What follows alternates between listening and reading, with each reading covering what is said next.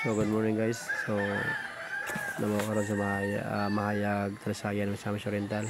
So narito ang card, gamitin ba sila? So panuman ang meeting sa card. So ato tong pulihan karon. Kaya i-approach tag nyo ka nyo group member gani. Hope nga masulod na sila. Kaya more than 5 na ko si balik ani. So ayop nga makumbinsa natin sila. Kaya pista nila karon May 15. Basig need na sila puhunan. Yung election na ba kaya nagkaroon magpanghatag. So ayop lang need pa slag more than puhunan pampista.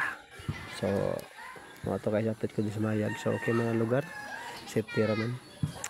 So dahil lugar safety hilom lang.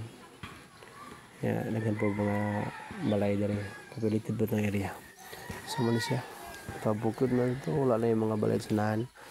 So lapak na dito ang dalan.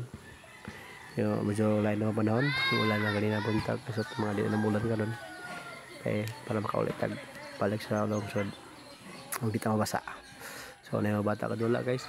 So ano yung mga bata no kay dudula. Wala problema sa kinabuhi. Kaya problema na daan. So ayun lang in the future yung mga bata may gamot sa nila. May mo ng player of the year. No? So may ganun lang mga bata guys. Sige mga to. Salamat kay happy na mama na card. Thank you.